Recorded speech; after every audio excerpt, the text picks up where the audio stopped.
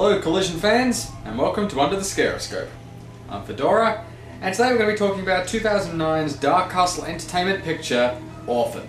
Now this isn't normally a movie I would talk about on this show, which I sort of reserve for more recent horror pictures, but I've been meaning to check it out for ages, and I finally got around to getting it. It's been recommended to me as well, and I figured, well, since I've just seen it, why not share that experience with you guys?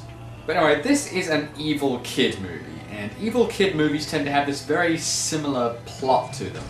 Usually involves a child being adopted from an orphanage, not really having any backstory or information about them. The only things really known about them is if they survived some horrible accident, or if they were subject to a great deal of abuse. Another thing that evil kid movies like to push is the one parent taking the side of the kid over the side of the spouse they've been married to for years. Now, in many cases, particularly with movies like Daddy's Girl, it's usually the father that takes the side of the child, and the mother who's either on the receiving end of all the kid's abuse, or is noticing all of the things that are going on, and the first one to obviously point the finger.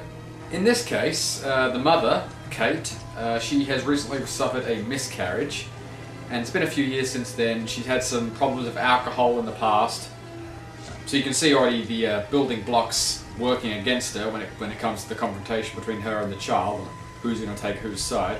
But anyway, they go to this orphanage they've decided to adopt, and they meet this girl, Esther, and she catches their eye straight away because for her age, she's about 9 years old, she's incredibly intelligent, she's very well spoken, very well dressed, very polite. She seems almost too good to be true, and they fall in love with her right away and they adopt her. Initially things are pretty good. I mean, families enjoying each other's company and things are looking alright. Until the obvious, weird and horrible things start to occur. Now in most cases with movies like this, it usually starts with little things like maybe the child, killing a small animal, or just doing some things that are very much out of the ordinary, which inevitably leads to outright murder. The pros of this movie is the one thing that I think really sets it apart from most of these evil kid movies, and that is the twist ending. Now I know that's obviously a long thing to wait for to finally get some difference, but it's worth the wait because it really is a very clever ending. I mean, there are a lot of instances with Esther's character that really make you question, how can a 9-year-old know things like this and talk like this? But it's all explained really well, and I really enjoyed it. It really threw me.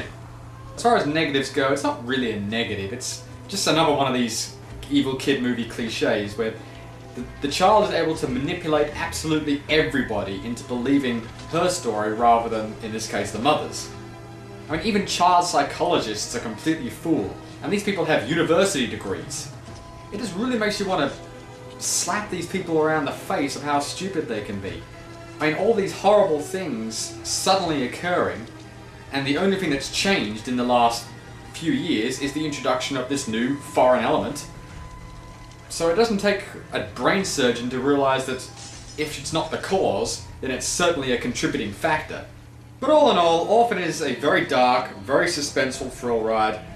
Isabel Fuhrman, who plays Esther, is very creepy, and she was only 12 when they shot this movie. So I really enjoyed it. I recommend it to people who are fans of this genre. And that's all we have time for. So, I'm Fedora, and this is Under the Scaroscope.